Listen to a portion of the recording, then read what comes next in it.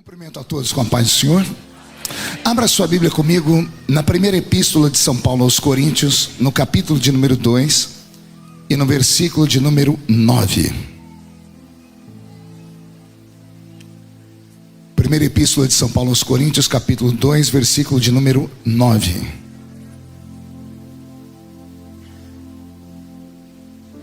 O tema da mensagem: resgatando a unção. Amém? Mas, como está escrito, nem olhos viram, nem ouvidos ouviram, nem jamais penetrou em coração humano o que Deus tem preparado para aqueles que o amam. Amém, Lagoinha? Eu vou ler de novo. Nem olhos viram, nem ouvidos ouviram, nem jamais penetrou em coração humano o que Deus tem preparado para a Lagoinha, em Orlando. Você pode estar em pé comigo um minutinho? Isso. De manhã eu falei para você olhar para quem era mais bonito. Teve gente que não olhou, então eu vou fazer diferente. Pegue na mão de quem está mais perfumado. Isso, perfumado deve ter alguém. Agora aperte a mão da criatura com carinho até ela falar aleluia. Pentecostal que não faz barulho. Tá com defeito de fabricação, não é? Vamos orar? Pai, mais uma vez nós te exaltamos e entendemos que dentro de alguns minutos, e esta linda igreja mais uma vez ficará pequena para o tamanho da glória que o Senhor vai mandar do alto dos céus. Os que vieram tristes começarão a saltar de alegria. Os que vieram se arrastando não voltam para casa se arrastando. Hoje voltarão voando nas asas de um novo tempo. E antes que eu comece a revelar os seus oráculos, cerque esta igreja com a sua presença. E num raio de 5 quilômetros, onde houver um demônio alojado, eu dou a esses demônios segundos para sumirem de Orlando, porque se não sumirem, serão queimados pelo poder da sua glória que aqui será derramada. Rasgue o céu sobre nós, manda anjos de fogo descerem aqui, que estes anjos desçam trazendo brasas de fogo nas mãos, comecem a esparramar estas brasas entre nós. E onde houver um crente cheio do Espírito Santo, pega ele nesta tarde, Jesus, e fala conosco. E fica conosco. É o que eu te peço agora e sempre. E toda a igreja diz. Os que podem, tomem seu assento aplaudindo a Jesus, porque Ele é bom, porque Ele é maravilhoso. Pela manhã tivemos um culto onde o Senhor se manifestou com um batismo de quebrantamento. E agora à tarde teremos um culto onde Jesus vai se manifestar com um batismo de fogo. Veio algum pentecostal para a reunião aqui? Agora eu vou pregar mais empolgado do que de manhã. Pergunte por quê? A minha família toda está aqui. Minha esposa, minhas filhas, meu genro, minha neta, meus amigos. Fiquem de pé. Pastor André pediu. Agora, isso, eu não sei se põe até a cara deles por aí. Depois vocês enxergam, né? Tem duas que estão solteiras ainda, né? Jesus faz a obra, né? Tá. Minha esposa Edileuza, Karen, Kathleen, Camille, Aurorinha, minha neta, Gustavo, meu genro, e a Sarinha, que é filha do Roberto Marinho, que está conosco aqui. Isso aqui está o apoio, aqui está meu alicerce, aqui está tudo que eu sou e tudo que eu represento. Amo vocês, obrigado por tudo. Amém. Meus amigos, Duda Lisboa, que é aqui de Orlando, o Armando, e o Roberto Marinho, que trabalhou com o pastor Benny Hinn. Não sei se você sabia, André. Ele era musicista do Benny Hinn aqui na América. Aí ele foi para o Brasil trabalhar com o pastor Benny Hinn, né? Que sou eu. Pois bem, vamos ao que nos interessa. Roberto, mude a música para mim. O texto que eu li é um daqueles textos que quando a gente lê, a gente não esquece mais. O apóstolo São Paulo é o apóstolo das letras. É o homem a quem o Senhor devotou aquilo que nós conhecemos hoje como igreja cristã pura.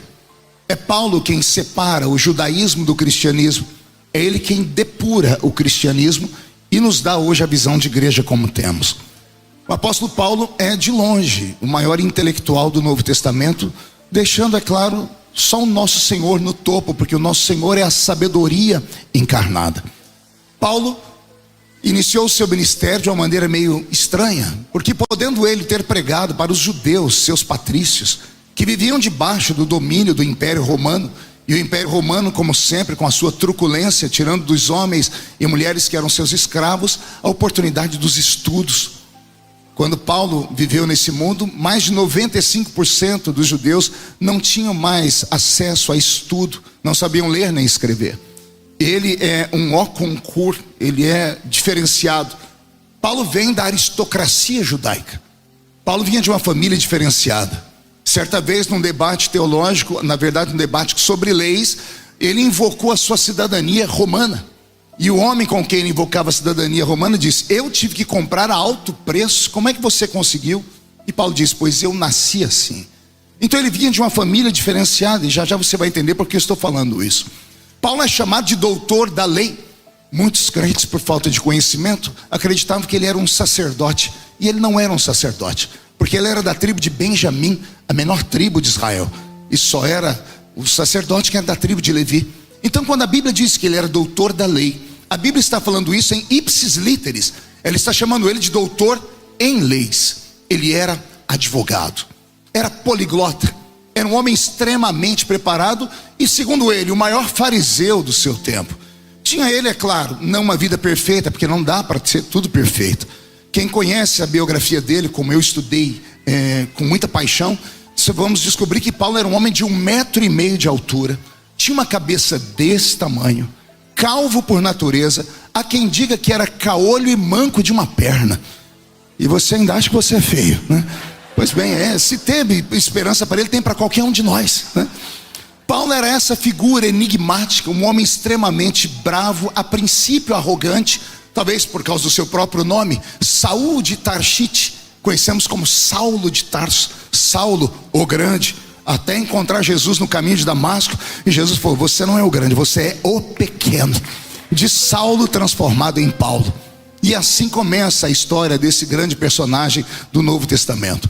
Paulo, podendo, como eu disse, pregar aos judeus, podendo ele ter deixado de pregar aos judeus e descido ali para o continente africano. Quem conhece um pouquinho de geografia sabe que Israel faz divisa com o continente africano, ali, exatamente ali no Egito. O Egito é o primeiro país africano. Na cidadezinha de Tebas ali já temos a divisa dos continentes. Por que isso? Porque sempre o continente africano precisou de ajuda. E se ele quisesse construir um ministério extremamente potente, gigante, bastaria descer para a África e anunciar o evangelho às pessoas mais necessitadas. Poderia ele ter pregado para os judeus, mas não, esse nanico não era normal. Ele resolveu pregar para os gregos. Diga comigo, gregos. Não, mais uma vez, os gregos. Você se lembra de alguma coisa da Grécia, quando estudava na 5ª, 6ª série? Esse povo que deu origem a boa parte do berço da civilização ocidental. O mundo ocidental, como conhecemos, ele está estabelecido em 3 pernas, um tripé, que seria o moral judaico-cristão, a filosofia dos gregos e o direito romano. Então os gregos deram para a nossa sociedade boa parte como nós a conhecemos, por isso a prosperidade. Os gregos nunca foram normais, eles sempre foram acima da média em todos os sentidos. O DNA dos gregos não era como o nosso. Imagine que até hoje, quando passa um homem muito bonito na rua, algumas mulheres ficam afoitas, dizem assim: lá vai um Deus? Por que Deus grego? Se você quer entender isso, digite no Google deuses da Grécia e você vai encontrar Zeus, o deus dos deuses segundo a mitologia deles. Pense num camarada bonitão, queixo quadrado, aquela cara máscula, um peito desse tamanho e uma barriga de tanquinho igual a do André Valadão, né? bem torneada, trabalhada assim. Segura ele um raio nas mãos e deixa a roupa aberta a propósito, para mostrar a sua sensualidade. Esse é o líder dos deuses da Grécia, do panteão grego. Ele tem mais 2 irmãos, Hades e Poseidon. Hades é o rei dos mortos, esse não tem beleza. A figura dele é uma caveira envolta num manto e segurando aqui uma foice. E Poseidon é mais ou menos o pai da pequena sereia, que na Disney vocês estão acostumados, né? Um homem barba branca, segurando um tridente na mão, né? Não sei se tinha cauda como um peixe, como deus Dagon da Fenícia. Bom, era mais ou menos assim. Esses eram a tríade de deuses deles, e todos eles extremamente belos, com exceção de Hades. Mas se você digitar panteão dos deuses gregos, vocês vão ver Artemísia, vocês vão ver Hera, Diana, Afrodite, deusas da beleza. Então eles eram bonitos por natureza. Uma coisa é você pregar para uma pessoa que tem dificuldade em se aceitar, que sofre com a sua imagem. é muito mais fácil você convencê-la, dizer: olha, você é lindo por dentro, né? Há quem tem espelho para enxergar por dentro. Eu não consigo enxergar ninguém por dentro, né? Mas há quem diga isso. Os gregos então tinham essa habilidade com a beleza, e é para esse povo que Paulo vai pregar. Não bastassem ser bonitos, pense num povo inteligente. Esse povo inventou a tal da filosofia, uma mistura de duas palavras em latim, philos e sophia. Amigos da inteligência, namorados da sabedoria. Quando a gente nem pensava em nascer, eles já dissertavam sobre a existência. O que falar de Sócrates, Aristóteles, Platão? Até hoje, nossos filhos sofrem em universidades quando um professor manda um texto de Platão para a gente tentar interpretar. O infeliz viveu milhares de anos antes de Cristo e até hoje a gente não entende bolhufas do que ele escreveu. São eles que inventaram a dialética, são eles que inventaram as crises, são eles que inventaram as formas de você respirar, olhar o mundo, dependendo da percepção de como se enxerga. Isso milhares de anos antes de Jesus. Não bastassem ser inteligentes e bonitos, pense num povo rico. A própria cidade de Éfeso, uma das maiores do seu tempo, em baixa temporada 500 mil habitantes, em alta temporada 1 milhão de habitantes. Eu estou falando de 2000 anos atrás. Uma cidade geograficamente tão bem estabelecida que todas as pessoas que transitavam entre países da Ásia e vinham de barco, como os barcos eram movidos à mão de obra escrava, precisavam parar ali para abastecer, para comprar e vender, e daí o potentado de riqueza deles. Não bastassem ser bonitos, ricos e inteligentes, pense num povo que era místico. O céu dos gregos era bem baixinho, ficava ali na Grécia mesmo, no alto do monte chamado Monte Olimpo, e dali os deuses governavam a terra. Não um, não dois, milhares deles. É para esse povo que o apóstolo Paulo vai pregar. Isso mexe comigo, eu quero que isso mexa com você também, porque geralmente queremos pegar o caminho mais fácil para se ganhar uma alma, e ele, ao invés de ir pregar para aqueles famintos, ele foi pregar para os abastados. Ele foi pregar para quem aparentemente não tinha necessidade nenhuma. E ele entra em Atenas. Imagine Atenas, uma cidade grande, a capital intelectual do mundo antigo, e bem na entrada de Atenas uma imagem de Zeus, uma imagem de 10 metros de altura desse ser belo, todo pintado de ouro embaixo. Zeus, Deus dos deuses, e sacrifício a ele. Era para colocar medo em qualquer paroleiro ou qualquer pregador, mas não no nanico. Paulo atravessou a avenida e andou. Achou a imagem de Hades, aquela imagem da morte, não se deu por vencido. Achou a imagem de Poseidon, não se deu por vencido. Encontrou no meio do caminho a estátua de Hércules, de Teseu, do Minotauro, de todos os deuses da Grécia Antiga, e nenhum deles assustou Paulo. Ele foi na avenida da adoração da Grécia até o último altar, e no último altar não havia imagem nenhuma. Ele olhou para ler o que estava escrito, ele disse: é aqui que eu paro. Disse: ei, atenienses, sabendo de vossa cultura e como vocês temem aos deuses, o medo de vocês em desagradar alguma divindade é tão grande que erigiram um altar a um Deus que vocês não conhecem. As suas orações chegaram até ele, pois eu sou sacerdote do Deus desconhecido. Eu vim pregar para vocês sobre ele. Arrastaram Paulo para o Areópago. Diga comigo, Areópago. Mais uma vez. Não é fofinha essa palavra? É mais fácil que falar how are you, né? Areópago. É nesse lugar que Paulo vai desenvolver o início do ministério dele na Grécia. Imagine um lugar onde os gregos criaram a propósito, só para quem tinha uma ideia nova para contar. Qualquer um que tinha qualquer ideia nova, uma filosofia, um pensamento, podia subir ali e contar. Os gregos inventam a democracia, ou seja, o direito das pessoas falarem. E lá estava em andamento. É claro que você tinha que arcar com as consequências depois, ou tomar tomatada no rosto, ou ser linchado, até mesmo apedrejado, mas eles te davam o direito de falar. E sobe Paulo para pregar. Eu quero que você imagine o choque de cultura. Aqui sentado, só beldades, só gente linda, uma mistura, homens parecendo Arnold Schwarzenegger com Leonardo DiCaprio, mulheres parecendo Naomi Campbell com Gisele Bündchen, só gente linda. E aqui subindo no púlpito o nosso Paulo, 1,5 metro de altura, cabeça desse tamanho, calvo, caolho e manco de uma perna. Quando ele subiu, eu imagino as pessoas olhando para ele procurando uma madeira. Pergunte para quê? Só falo se todo mundo perguntar. Para bater, isola. Eu imagino a mãe falando para a outra: tá vendo, filha? A mãe dele não deu sacrifício à deusa, nasceu desse jeito, porque eles eram dados à aparência. E Paulo, sabendo disso, ao invés de vomitar religião sobre eles, não é que o nanico começou a dissertar no pensamento deles. Começou ele a falar sobre os epicureus, começou a falar sobre os estoicos. Ganhou as mulheres pela filosofia dos epicureus. que falava sobre beleza interna e externa, ganhou os homens pela filosofia dos estoicos, que pensavam na vida e vida após vida. E depois de sossegar o coração deles e todos estão olhando para ele, ele entra com o seu evangelho. Ele fisgou os peixes grandes, graúdos, e deu Cristo para eles. De que forma? Dizendo a eles: o meu Deus é maior do que todos os deuses da Grécia. Há um historiador que diz que Paulo foi questionado: seria o seu Deus maior do que Poseidon? O historiador diz que Paulo deu gargalhadas dizendo: maior do que Poseidon, o meu Cristo é. E até os servos dele são maiores do que Poseidon. Por quê? Eu tenho um amigo chamado Pedro, de vez em quando eu chamo ele de Cefas, e Jesus chamava ele de Simão. Esse Pedro um dia viu Yeshua pisando em cima do reinado de Poseidon, andando em cima das águas.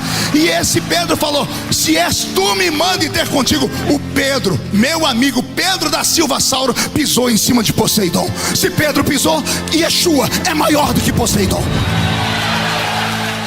Questionaram ele: então seria o seu Yeshua maior do que Hades? E Paulo, diz o historiador, que deu uma gargalhada dizendo: é claro que é. Eu estava pregando aqui em uma cidade próxima de vocês, e como eu sou pequenino, colocaram um tambor para eu subir. Enquanto eu pregava, lá na porta, quem tentou assistir a minha reunião? Hades. E Hades fazia assim. Final da reunião, te pego. E eu olhei para ele, a princípio quis ficar com medo, aquela cara de caveira, aquele capuz negro. Mas eu olhei para ele, estava faltando uma coisa nele. E então eu perguntei: Hades, Hades, onde está o teu aguilhão, Hades? Travada foi uma batalha na cruz, e a vitória foi de Jesus de Nazaré. Porque Hades era a encarnação da própria morte. Eu citei aqui 1 Coríntios 15, quem conhece a Bíblia navegou, né? Aí perguntaram: seria o seu Yeshua maior do que Zeus? E Paulo pergunta, segundo o historiador: onde mora Zeus? E todos apontaram para o alto do Monte Olimpo. E ele questiona: tem certeza que Zeus mora ali no alto daquelas montanhas, acima daquelas nuvens? Sim, ele mora ali. E Paulo diz: então Yeshua é maior do que Zeus. Por quê, Paulo? Porque o salmista, no Salmo de número 113, diz que quando o meu Yeshua quer olhar os céus, diferente de Zeus, porque se Zeus mora ali, para olhar os céus ele tem que olhar para cima. O meu Yeshua, quando quer olhar os mesmos céus, ele se inclina, porque ele é maior do que o céu, é maior do que a terra, é maior do que as nebulosas, é maior do que as galáxias, é maior do que os buracos negros. Ele é tão grande, mas tão grande, que enquanto ele caminha na lagoinha aqui nesta manhã, a face dele está diante dos serafins que estão cantando: Santo, Santo, Santo é o Senhor dos exércitos, e Orlando está ficando cheio da sua glória. Na força desta revelação, ele planta a sua primeira igreja. Ele sai de Atenas e vai para Corinto. Diga comigo, Corinto. Olha para o seu irmão e diga: não pense em heresia. Não é Corinthians, é Corinto. Porque já teve um ali que já ficou todo, falou: oh, meu Corinto na Bíblia. É Corinto, tá? Até porque a Bíblia diz no Salmo 92, verso 12, que o justo florescerá como palmeiras. Está escrito, está escrito. Parei, ouvi uma aleluia aqui. Gente, é brincadeira, eu não torço para ti, menino. As meninas são todas São Paulinas, né? Mas eu falo do Verdão por causa do meu querido presidente Bolsonaro, que ele é apaixonado por eles. Deixa para os bom. Pois bem,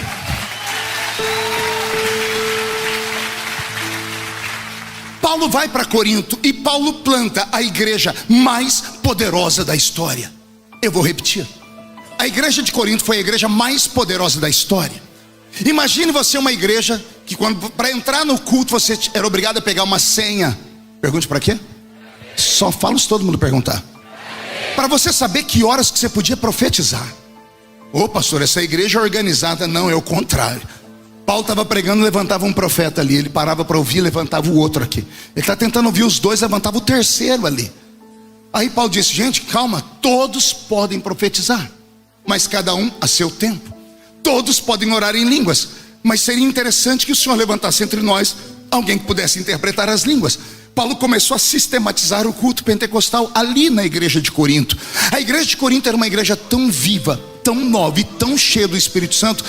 Todos os crentes eram possuídos pela presença do Espírito Santo. Não dá assim para explicar em palavras, então eu vou transformar aqui num teatro. Imagine que você não está mais em Orlando, só por alguns minutos. Você está em Corinto agora. Então respire fundo, murche a barriga, estufe o peito e tome cuidado. Quer perguntar por quê? Esse crente da esquerda é profeta. O da direita interpreta línguas. O que está atrás tem os dons de curar os enfermos. O que está na sua frente tem a palavra da sabedoria na ponta dos lábios. Aquela turma daquele canto ali, eles têm o dom de discernir os espíritos.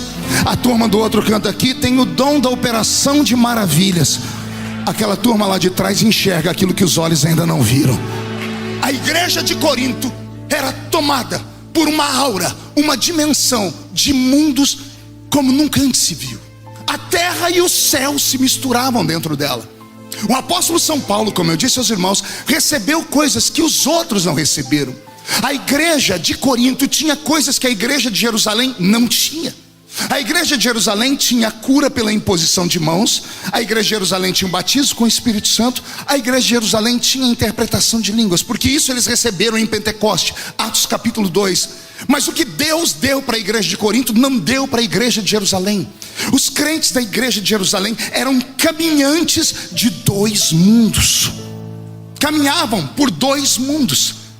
É para a igreja de Corinto que Paulo consegue discernir o tipo de gente que está dentro da igreja. Paulo diz: pregando para vocês, eu descobri que existem três tipos de seres humanos aqui: o homem natural, o homem carnal e o homem espiritual. E Paulo, falando sobre o espiritual, ele diz: o espiritual discerne tudo.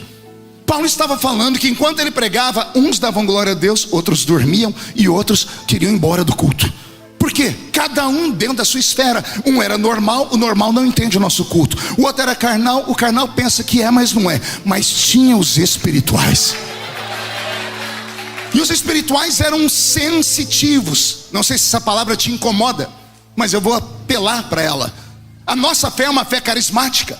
A nossa fé é uma fé sobre-humana. A nossa fé é uma fé que nos dá direito de entender que nós não somos comuns. Ao homem natural, Deus deu 5 sentidos. Diga comigo, 5 sentidos. Você lembra quais são eles? Audição, visão, olfato, paladar e tato. Isso para o homem normal, qualquer homem, de qualquer religião, de qualquer raça, de qualquer tribo. Deus deu esses 5 sentidos. Mas para os que estão aqui na minha frente, André, Deus deu um sentido a mais. Eu chamo de 6º sentido. Calma, não tem nada a ver com aquele filme do Bruce Willis, com aquele menininho que diz: I see people dead all the time. Vejo gente morta todo dia. Não. Esse 6º sentido é um sentido a mais. Para que serve os 5 sentidos que nós recebemos? Para que o mundo natural seja real para nós. Eu só percebo a densidade dessa tribuna porque os meus pés estão equilibrados nela, por causa do meu tato. Eu só enxergo a beleza dessa igreja por causa dos meus olhos. A melodia do Roberto me atrai por causa da minha audição. Eu abracei o André Valadão hoje, descobri que ele não usa mais perfume do Avon. O perfume dele não fala português, é diferente. Meu olfato. E no fim do culto, em nome de Jesus, terei comida para o meu paladar. Estou cansado dos irmãos me convidarem e falar: venha que cuidaremos de você como se cuida de um anjo. Anjo não come, não dorme, não toma, não descansa. Não, terei comida. Esses são os 5 sentidos. Mas Deus deu a todos nós um sentido a mais, um 6º sentido. E para que serve ele? Ele tem a mesma função dos outros, só que para um mundo invisível. Se com 5 sentidos eu percebo o mundo natural, com o 6º eu percebo o mundo sobrenatural. Pastor, isso está meio estranho. Vou falar para você que não é estranheza nenhuma. Alguém aqui já foi orar na casa de alguém? Foi orar na empresa de alguém?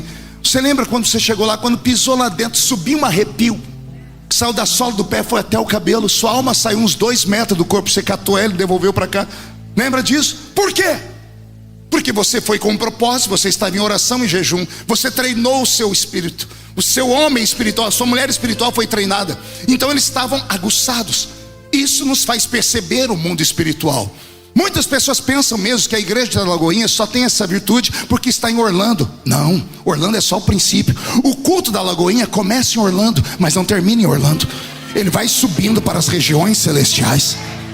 E isso não é invenção minha. Paulo diz: quando vocês se ajuntam, nada acontece. Mas quando vocês se ajuntam, e uns têm salmos, louvores, e outros têm palavra, testemunho, aí vocês saem da terra e entram nas regiões celestiais.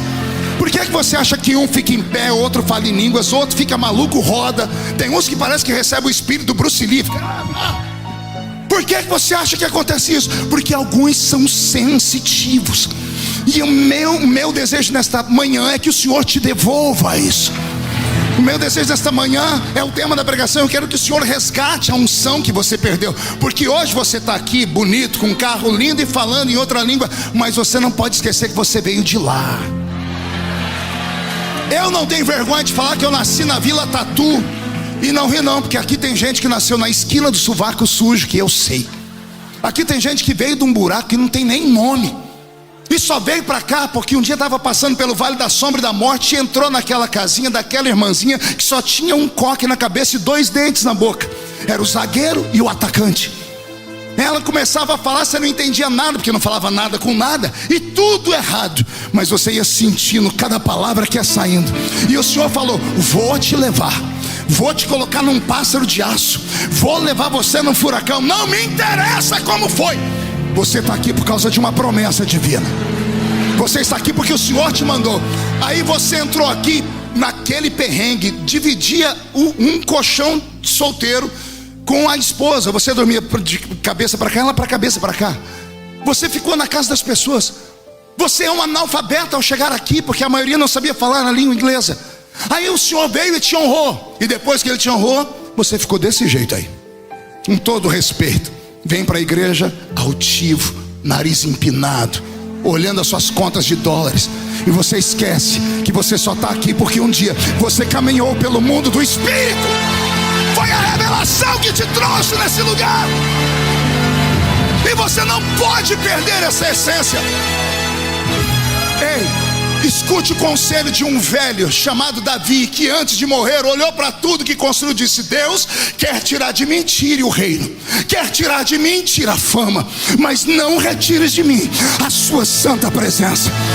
Não vale estar aqui se não for para sentir Ele. E eu já quero apelar. Levante a mão direita para o céu comigo e chacoalhe ela assim. Agarre o ombro de quem está do seu lado, por favor. Pode falar: o médico falou para não contrariar o pastor Marco. Agarrou, chacoalhe a pessoa até ela ficar irritada. Irrita ela, tira ela do lugar. Diga: Deus te trouxe aqui para isso. Sacode ela, sacode, diga: para isso. Deus te trouxe aqui para sacudir a sua fé de novo, para sacudir o seu ministério de novo, para sacudir a sua alma de novo.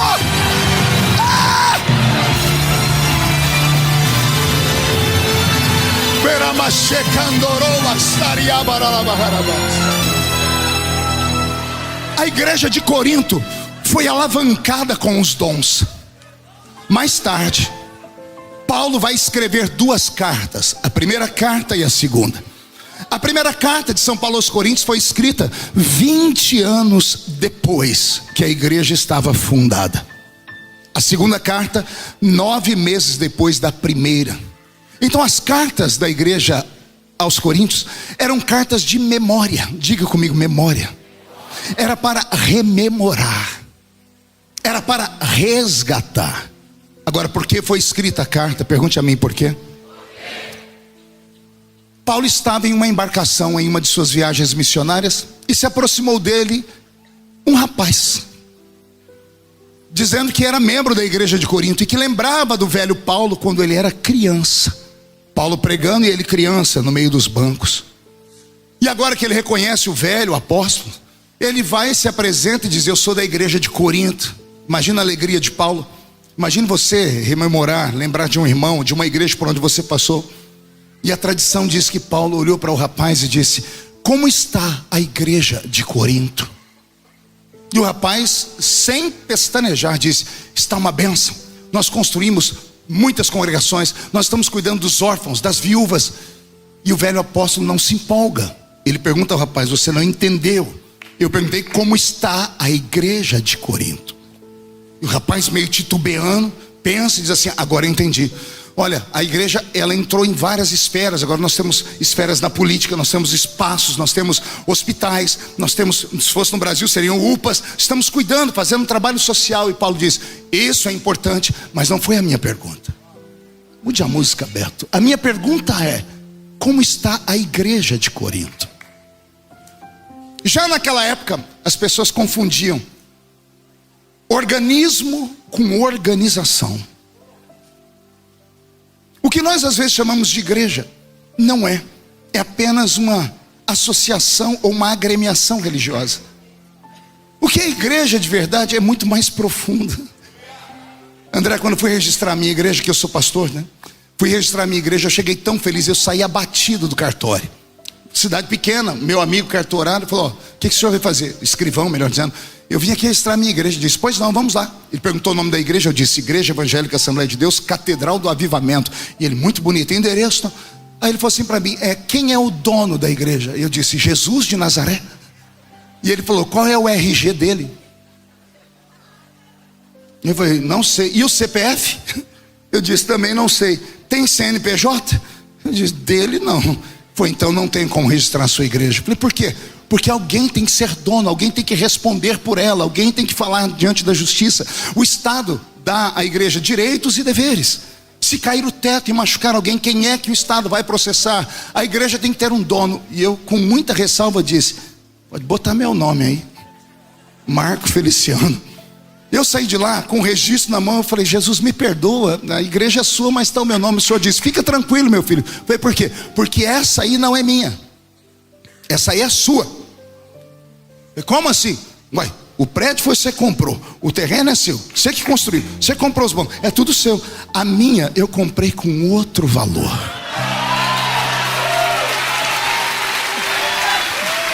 A minha eu comprei com sangue derramado lá na cruz. Aí o senhor falou para mim: você às vezes briga por causa da sua igreja, né? Por causa da denominação. Você é capaz de matar. Alguns crentes são capazes de morrer pela nomenclatura da igreja. Mas assim, mas tem gente que consegue desfazer da igreja de verdade. Porque a igreja de verdade, ela chama Maria, José, Antônio, Marco, André, Karen, Kathleen, Camila, Edileuza. Esse é o nome da verdadeira igreja. E às vezes passamos por uma igreja que está passando por violência, tribulação, e ignoramos essa igreja. Quando o Senhor me falou isso, eu compreendi.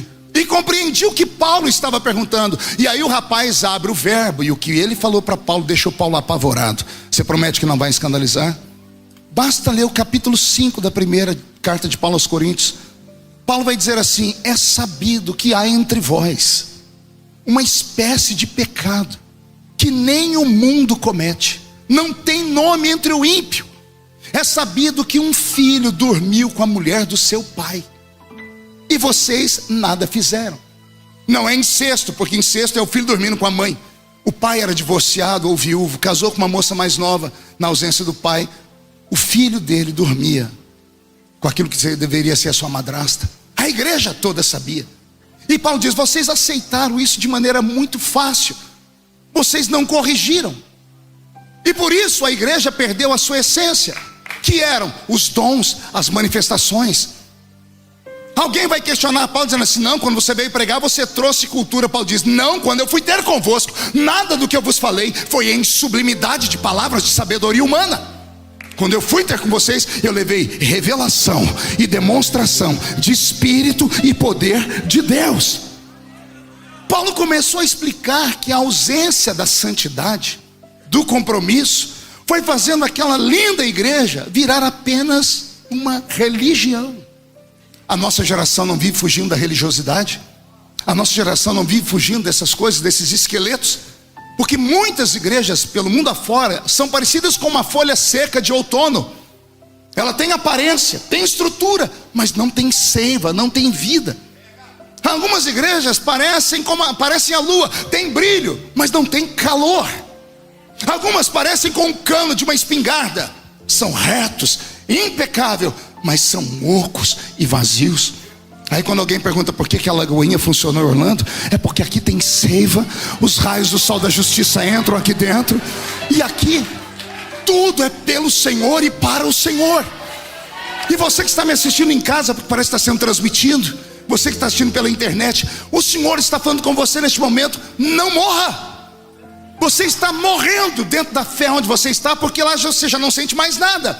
Você está viciado em ir à igreja. Você vai para a igreja, mas não sabe o que vai fazer lá. Você entra na igreja, mas não consegue entrar no culto. Vou falar de novo. Entrar na igreja qualquer um entra, até cachorro entra. Foi em Minas Gerais que eu ouvi essa piada: por que o cachorro entrou na igreja? porque a porta estava aberta. Entrar na igreja não é o ó, não, viu? Porque alguns acham assim: pastor, tem que ficar feliz comigo porque eu estou na igreja. Querido, a porta da rua é a serventia da casa. Se for para entrar aqui dentro e ficar desse jeito, soltar tudo de novo, André, me olhando com essa cara feia, parecendo que foi batizado num pote de vinagre. Se for para vir num culto da família de festa e ficar me olhando com esse olho seco, parecendo olho de sapo que morreu no dia de enchente. Se é para vir num culto avivado e ficar com essa boca travada, essa boca de aço, essa língua de ferro e esse queixo de concreto, é melhor não vir. Agora, escuta isso, André, isso aqui é para arrancar tatu da toca e sabiá do toco. Escuta. Tem gente que acha que o poder do Pentecoste é só para pobre, é só para gente ignorante. Se fosse assim, o Pentecoste tinha continuado só com Pedro e João.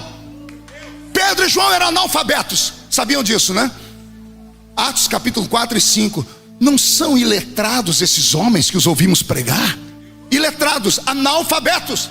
Pedro e João não sabiam ler nem escrever. Pedro não escreveu nenhuma das suas encíclicas, seus discípulos escreveram. João escreveu porque quando ele estava com 90 anos de idade, na ilha de Patmos, Jesus deu uma ordem: tudo que você vê, escreve num livro. Foi obrigado a sair da ilha de Patmos com 90 anos, ir para Éfeso, aprender a ler e escrever, ser alfabetizado para deixar para nós o Evangelho, o Apocalipse e as suas cartas. O Evangelho poderia ter sido dado a ele se fosse só para pobres, mas para quem Deus deu o Pentecoste pleno?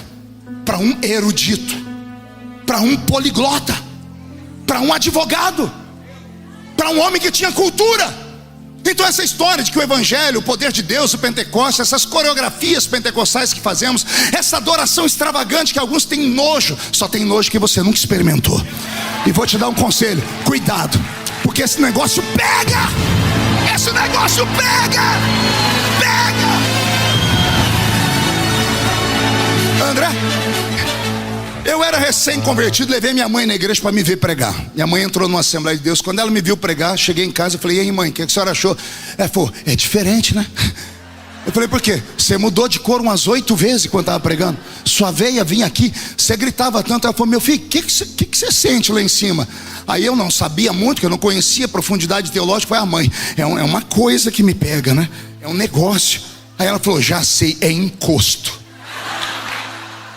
E deu uma raiva.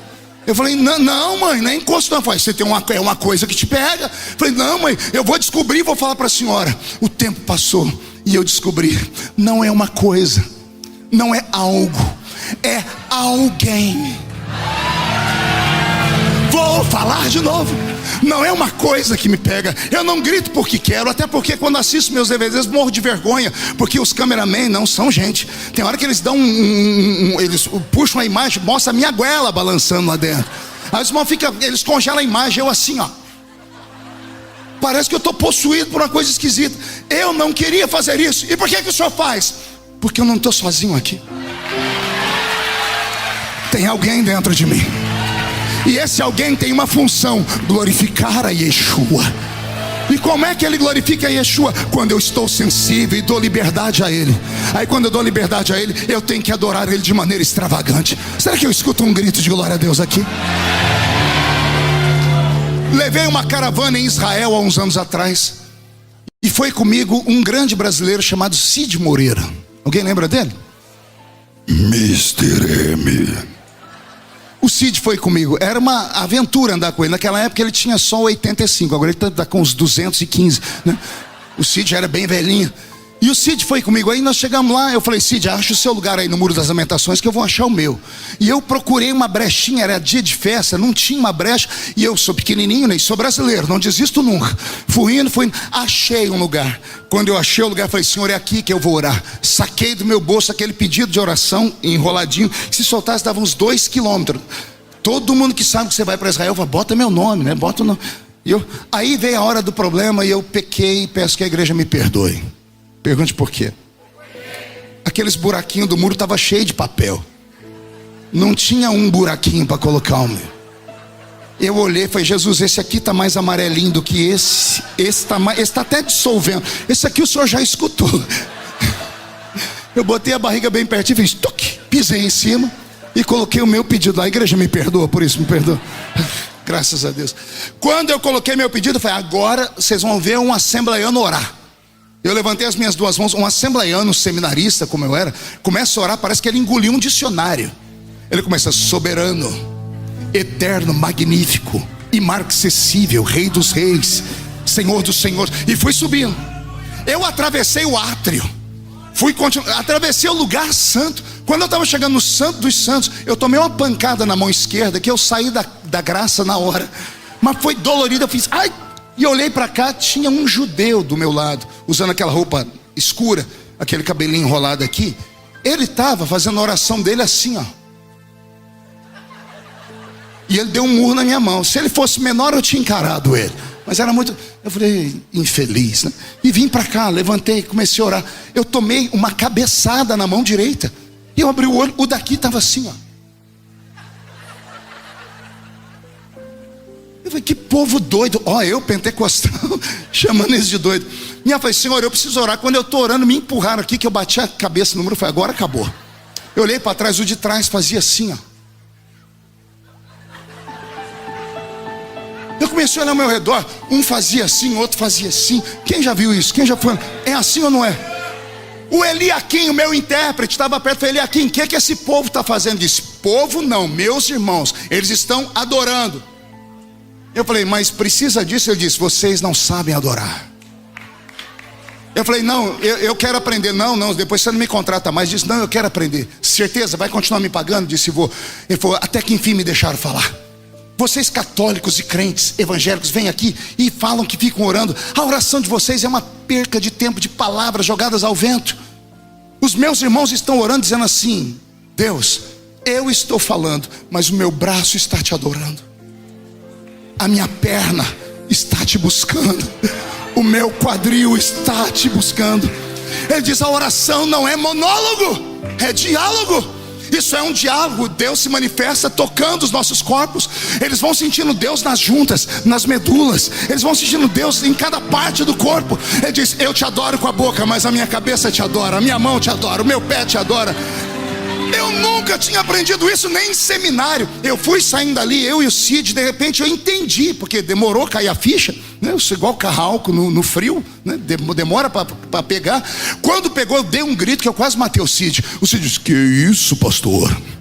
Eu disse, Cid, eu entendi. Ele disse, o que o senhor entendeu? Eu disse, eu entendi porque lá na Vila Tatu, onde eu congregava, o culto começava e eu estava sentado. Quando eu dava por mim, eu estava lá na frente pulando. Aí quando eu via, eu voltava para o meu lugar. E as pessoas me chamavam de fanático, de desequilibrado, de doido, de santarrão. E não era nada disso. Não é que eu não sabia o que estava fazendo. Eu sabia, mas eu não tinha controle. Tinha alguém dentro de mim que queria dançar. Tinha alguém dentro de mim que queria bailar. Tinha alguém dentro de mim que queria uma adoração extravagante. Eu acho que o que está faltando em você é isso. É você descer do seu salto. Aqui não tem lugar para crente girafa. Sabe o que é uma girafa, né? Bonita demais, pescoço comprido, alto, só come frutos.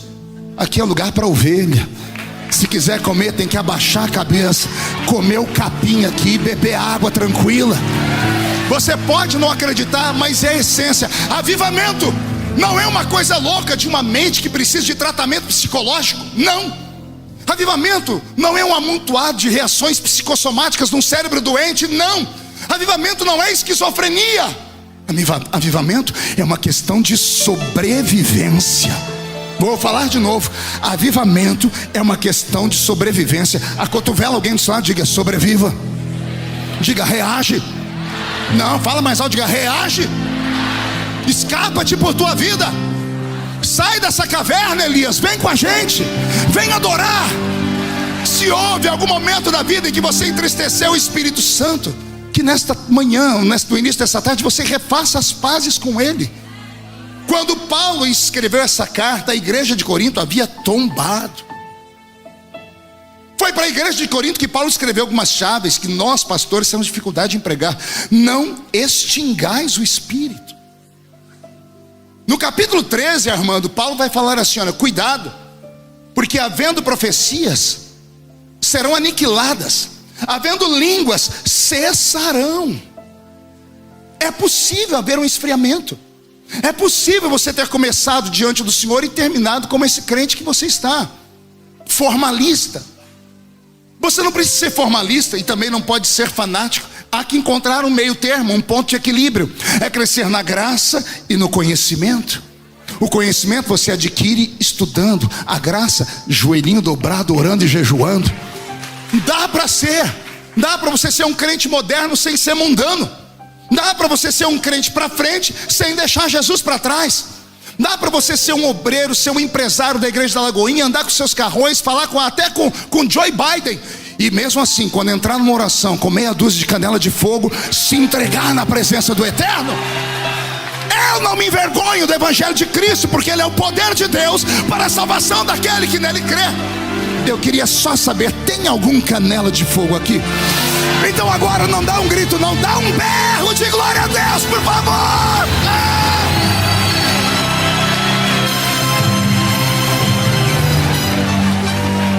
Não esqueça as suas origens. Não esqueça como o Senhor te trouxe para cá. Lembre que dentro de você há um espírito e ele tem fome de Deus. Você não está vendo que eu estou pregando e está te arrepiando tudo? Já tem gente chorando, tem uns ali que se eu der corda eles saem correndo aqui dentro. Eles querem isso, precisam disso. Pastor, mas não tem nem mais nem menos. É uma questão de sobrevivência. Eu fui em Barretos, no Hospital das Clínicas, o maior centro de oncologia do mundo. Fui como político, levei para lá umas emendas e o diretor me chamou, um dos diretores. Eu entrei lá dentro e aquele lugar tem cheiro de morte. Imagina um lugar onde de cada 10 pessoas, as 10 estão condenadas à morte. Ali eu passei mal. Aí o diretor falou: olha, eu quero mostrar para o senhor só um tratamento paliativo que nós estamos usando aqui. É uma coisa nova, nós estamos ainda em teste. Eu falei: e está funcionando? Ele disse: está. Então vem comigo. Ele me levou na ala pediátrica. Aí eu queria morrer. Tinha um corredor e 2 portas, André, uma esquerda e direita. Da esquerda tinha aquela velha foto da enfermeira fazendo assim. Silêncio, é o normal de todo hospital. Ele abriu essa porta e entrou. Nós entramos numa sala que eu só chorava. Criancinhas carequinhas, fazendo tratamento de químio, radioterapia, algumas tomando soro. Era uma sala comum do hospital, tudo branco com prata. E aquelas criancinhas aguardando a morte. O médico entrou com um estetoscópio, vendo o coraçãozinho delas. Eu fui passando mal. Eu disse: doutor, me tira daqui. A gente que tem filhos, você se espelha. Aí eu saí dali e disse: pastor, eu vou lhe mostrar agora o tratamento paliativo, tá? Eu falei de novo. Ele disse: não, nessa eu acho que o senhor vai gostar. Então tá bom. Ele, na porta de frente, não tinha a foto da enfermeira. E ele falou assim: ó, o senhor só não se escandalize, tá? Ele enfiou a mão no bolso e tirou o nariz de palhaço. Ele botou o nariz de palhaço. Quando eu olhei para a cara dele, eu queria rir, mas não podia, que ele falou para não escandalizar. Ele abriu a porta e se jogou no chão. Eu fui tentar ajudar, que eu achei que ele tinha tropeçado, mas ele fez de propósito. Ele caiu, e quando eu fui pegar, ele saiu rolando. Quando eu falei: que esse homem é maluco. Quando eu olhei para frente, as enfermeiras pegaram debaixo das camas zabumba, prato, corneta. As criancinhas foram ficando em cima dos berços de pé, mesmo tomando aqueles tratamentos de soro, pulando, começaram a gritar. Eu olhei, não era branco, era tudo colorido. Uma algazarra. E eu vi aquelas criancinhas sorrindo. Todas elas pareciam com as outras do outro quarto. Todos estavam com a aparência da morte, carequinhas, olho fundo. Mas essas estavam sorrindo. Depois de 10 minutos ali, eu nem vi a hora passar, porque eu brinquei com as crianças também. Saímos, o médico tirou o nariz e falou: o que o senhor achou? Eu falei: o quê? Ué, do nosso tratamento paliativo. Eu falei: qual? Alegria, grito, pulo. Eu falei: doutor, me explica, deu um nó aqui. Ele falou: pastor, não se assuste, mas todo ser humano tem pelo menos uma célula cancerígena no seu corpo. São trilhões de células. Algumas não se manifestam por causa do estilo de vida que a pessoa leva. Mas se a pessoa entrar por um caminho de depressão, se a pessoa entrar por um caminho de não se aceitar, se ela começar a ter medo da existência da vida, essa célula morta recebe uma mensagem do cérebro dela: a morte está se aproximando, e ela começa a se agigantar. Quando essa célula morta encontra outras células gritando: nós queremos viver, ela recua. É automático, o corpo se revolta contra ela e ela recua. Por que você acha que existe tanta cura de canceroso no meio da igreja? Quantos testemunhos você já ouviu? Qual é o segredo? A maioria das igrejas que tem curas de cancerosos são igrejas barulhentas. É sério. Onde tem milagre? Igreja de gente doida, gente que pula com o pé só, planta bananeira, se joga debaixo do banco. Por quê? Isso é no mínimo um tratamento. Por isso eu repito, avivamento não é uma coisa de mente louca, é uma questão de sobrevivência. Quem sabe nessa tarde Jesus não te trouxe aqui para tirar você do eixo, fazer você sair da sua zona de conforto, para você voltar pelo menos a se lembrar de onde você veio. Porque foi aquela alegria, aquela expansão, aquelas profecias que te colocaram nesse lugar de honra nesta tarde. Precisamos resgatar esta unção. E eu tenho certeza que ela começa a ser devolvida para você hoje. Esse ano será um ano de tanto poder de Deus sobre a sua vida, que vão te chamar de louco, desequilibrado, fanático e santarrão. E cada vez que te darem uma palavra, você diz: então eu estou no caminho certo, eu cheguei onde Deus queria que eu estivesse. A Lagoinha vai fazer um trabalho tão lindo ao redor do mundo, porque os seus missionários serão tomados por esta unção. A unção que cura, que liberta e que traz alegria. Se tem alguém batizado com o Espírito Santo aqui, onde está a língua estranha que está dentro de você? Olha só, Jesus te batizou e você não fala em línguas. Aí do seu lado tem alguém que queria falar em línguas e nunca falou. Então que Jesus dê a esse, para que esse comece a viver um tempo novo sobre a vida dele. Vamos resgatar esta unção perdida. Não me interessa onde você caiu, não me interessa o que o diabo fez. O que me interessa é que Deus está fazendo nesta tarde. O Senhor está com uma vassoura, o Espírito Santo está limpando o altar, está tirando a cinza antiga.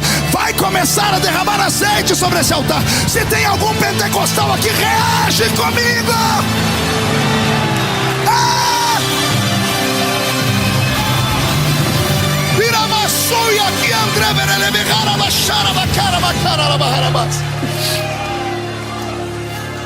As pessoas perguntam para mim: qual é o seu segredo, pastor?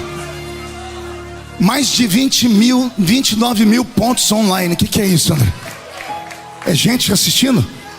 Então Deus está falando com você que está assistindo, está falando com você que está aqui dentro. A Lagoinha nesta tarde está sendo transformada numa lareira, numa fogueira.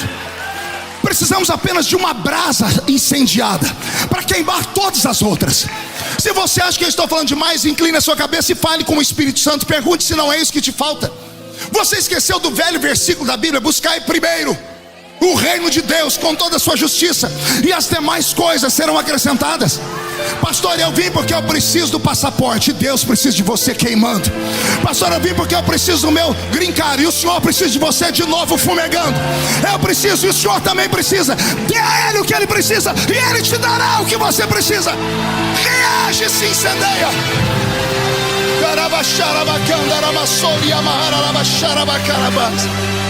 Eu vou terminando, porque eu estou com o meu corpo todo arrepiado. A presença do Eterno está aqui. Deus está falando com você. O Pentecoste é para quem precisa. O que acontecerá quando eu for queimado? Não tenho palavras para te explicar. Eu tenho exemplos. Um Pedro que negou Jesus diante de uma vendedora de púrpura, para depois saltar no meio de uma multidão ensandecida que falava que estava todo mundo bêbado. Ele temeu uma mulher antes do batismo com o Espírito Santo. Depois de batizado, enfrentou uma turba, gritando: aqui não tem ninguém bêbado. O que aconteceu aqui foi o que foi escrito pelo profeta Joel, que disse que nos últimos dias, diz o Senhor, derramarei do meu espírito sobre toda a carne. Vossos filhos e vossas filhas profetizarão, vossos velhos terão sonhos, vossos jovens terão visões. Naqueles dias, diz o Senhor, derramarei do meu espírito sobre os meus servos e as servas, os que estão perto e os que estão longe. Porventura não queima o seu coração enquanto eu falo? O que eu faço, pastor? Se entrega, reage, escapa-te por tua vida. O que está faltando é só essa chama ser incendiada. Quando a igreja de Corinto recebeu esse poder, ela viveu por mais de 100 anos operando com sinais, prodígios e maravilhas. Vai acontecer um reboliço nos Estados Unidos. André, você falou para a América Latina. O Senhor vai te levar para falar para os americanos. Eu me lembro pregando uma vez na ilha de Martha's Vineyard, e a igreja local tinha uma programação na TV dali. Os americanos foram parar na porta da igreja, isso há 15 anos atrás, para saber o que era aquele barulho. E quando o pastor explicou, o pastor Tenório explicou para eles, eles disseram: nós vimos isso quando éramos criança.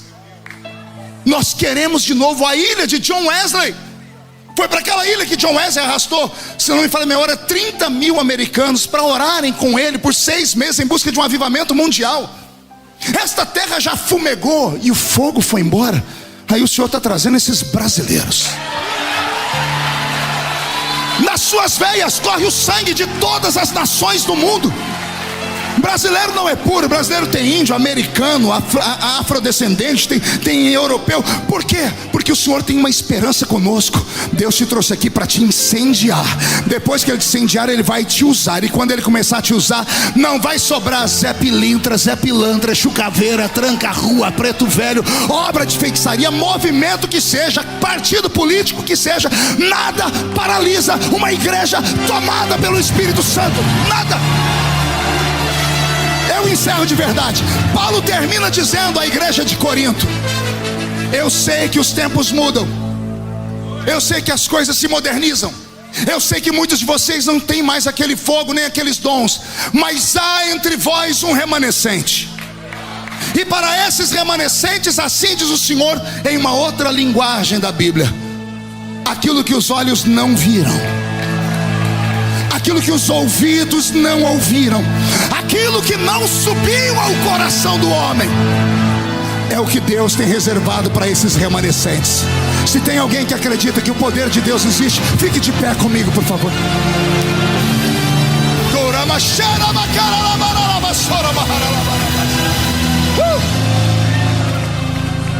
Eu vou fazer um convite, um só. Talvez nesse convite eu vá ficar envergonhado e não vai vir ninguém, mas eu não posso ser covarde. Feche os olhos, para você não constranger ninguém. Eu queria orar aqui no altar, só com quem tem coragem de dizer: eu já fumeguei, eu já ardi em fogo, eu já falei em línguas, já preguei, já cantei, já evangelizei, já abri igrejas, e agora eu estou vivendo um momento difícil. Eu perdi a alegria, eu perdi o fogo, eu perdi a unção, eu não falo mais em línguas, eu não sou mais renovado. Se você tem coragem, eu te espero aqui no altar, de pé. Agora você não vai ajoelhar, porque agora você vai chegar de pé. Tem alguém que tem coragem? Não é vergonha nenhuma. Vergonha é você continuar a vida como você está levando aqui na terra, aqui na América. O Senhor fala aos meus ouvidos que tem pessoas aqui que já viram o céu pelo lado de dentro e paralisaram no tempo. Tiveram um acidente de percurso, um problema no casamento, um problema na sua vida pessoal, e isso o diabo tem jogado na sua cara, falado para você que você não pode mais, você não vai mais. Quem é o diabo para colocar um ponto final onde Deus ainda está escrevendo? Eu vou falar de novo: quem é o diabo para tirar aquilo que Deus te deu? Homens tomam o que homens dão, o que Deus dá. Dá para nascer um macho que tire. Isso, vem chorando mesmo. E você que não perdeu nada ainda e é do fogo, me ajude orando, me ajude orando, porque o nosso Deus vai operar como Ele operava antigamente. Você poderia estar em qualquer lugar, mas você está na Lagoinha. Feche os seus olhos.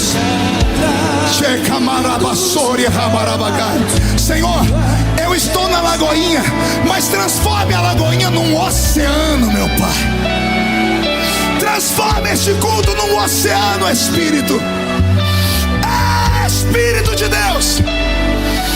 Eu estou ouvindo pessoas clamando e buscando. Onde houver um batizado com o Espírito Santo, batiza agora, agora, agora, agora, agora, agora. Onde houver alguém batizado, renova agora, agora, agora, agora. Eu quero navegar.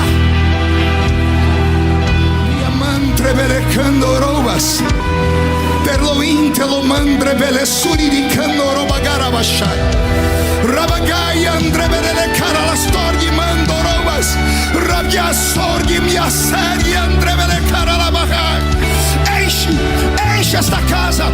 Toma conta desta casa. Enche quem está em casa assistindo. Enche.